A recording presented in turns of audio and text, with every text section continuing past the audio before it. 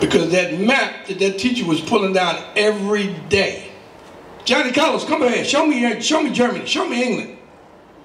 That map looked just like that window when you look out that window.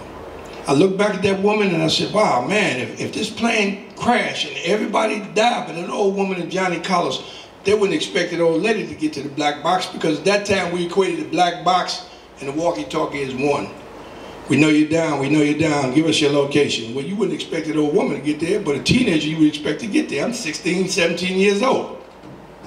Now I thought to myself right there, will we die because the plane crashed, or will we die because of my ignorance? That's a bullet that God is showing me, man. You're going on a trip and you got to be ready for the trip.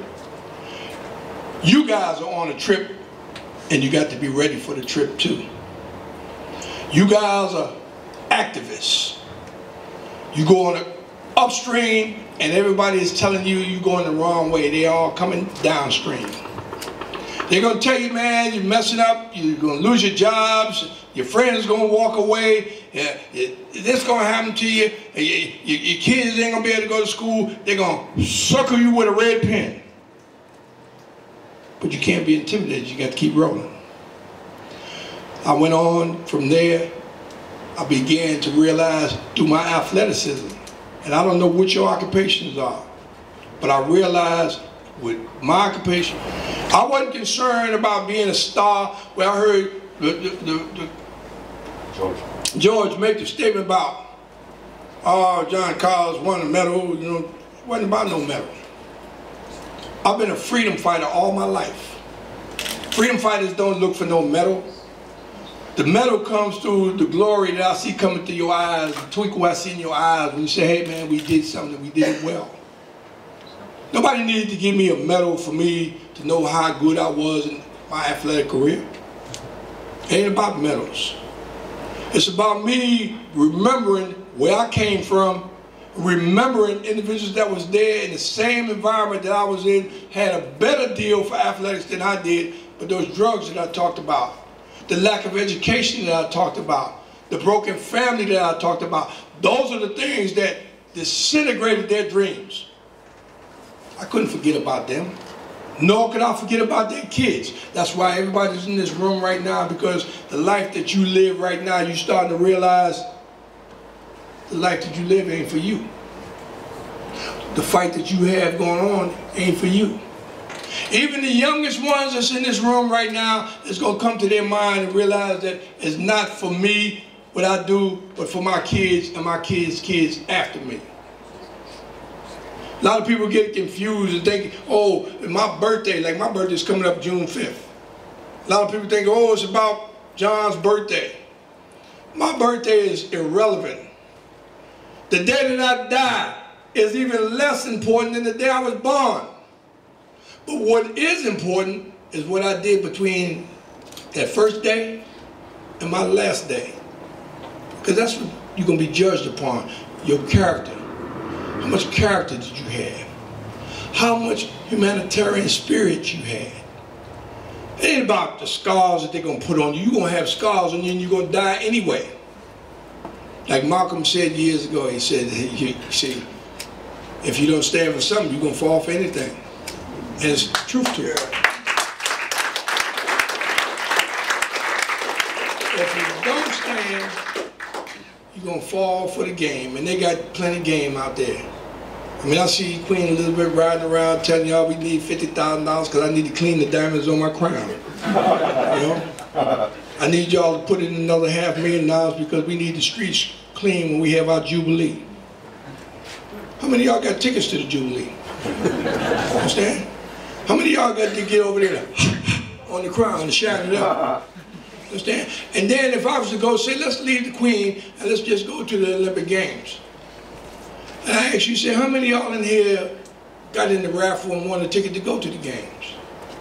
Most of you that live here, that's going to sacrifice for these games to be successful, are not even going to really have an opportunity to take part in the games. Imagine how many people around the world that have the Olympic movement come into their environment, and the ones that suffer are the poorest of the people. They move them out, they build the stadiums. When they build the stadiums, you don't come back into the stadium after the games are gone. You don't come back to that environment. And when they close down your environment, they don't just displace you. They wipe out your history. That hospital that you was born in ain't there no more. The high school that you went through is not there anymore. Your father had a little shop over here. It's gone. So your history is being wiped out in the place of the Olympic movement. What does the Olympics give you back? Do they come and give you a job that's going to be everlasting when the games are gone? So when you see certain things, when I say you swimming upstream and everybody's swimming downstream, that's a part of the upstream swim. You know, the only way you're going to make change in society is based on unification, based on understanding. And when you say understanding, understanding comes through research. When we went down to Mexico City, it wasn't like we did no flip in the air. We studied what was going to go down. We studied that America was going to be upset if we chose not to go to the Olympics. And you know, I remember there was a whole flock of athletes, just like you lined up in a room, you know, we had a meeting. Olympic Project for Human Rights. In this program, we decided we want to boycott the Olympic Games. I know everybody here want to go to the Olympics. I know you trained all your life. I heard the stories about how you promised your church and how you promised your community and your parents are looking for you to win, your kids, and you trained, rain or shine, you was out there. But I'm still asking you to give up 15 minutes in the sun. Well, I can't do that. I said, but man, I'm telling you, if you give up this 15 minutes, it's going to make society better for your kids, kids, and their kids. Oh, no, I don't know. I said to him, I said, well, look, let me ask you, are you willing to have some discussion about it? Can we have some dialogue about this? Sure. Well, let's get on this train. Now imagine everybody here is in their 20s, 22, 23. We get on a train to have discussion about a possible boycott of the Olympic Games. A boycott that nobody wants to boycott. Even though I'm advocating boycott, I don't really want to boycott. I train for it. But there's certain things, whether you want to or not, you have to. Let's get on this train and have this discussion.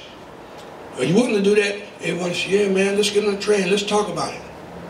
We get on the train started rolling, and everybody outside the train got flags, and they're waving, God bless America. They're singing the song. We rolling. Now, someone says, man, I have a lot clearer picture in my mind now as to why it's necessitated for us to have this boycott in 1968. I'm not saying that I will boycott. All I'm saying is that I have a better understanding. So I say, are you telling me that we have a consensus, that we have a better understanding, and it's possibility it could go either way? Yes, we have a consensus. Oh, well, let's stop the train. Why are we stopping the train? Well, man, the consensus that we have, it doesn't matter if it's just a consensus among ourselves. We got to let the world know that we have this consensus. 1968 potential boycott. We put the banners on the side of the train. Hold up, let's put it on the other side. Make sure we got it on the other side. All right, now let's start the train back. And we rolling down the track. Some of us run over to the window. We looking to see where the singers, where the flags are. They're gone. Ain't no more flags, ain't no more sign, no more glory. It gives an indication that you don't even have a right to make a decision for yourself as to which you feel is right or wrong. So now, in place of those individuals that was out there singing, now in place of them come fire bombs and missiles coming towards the train.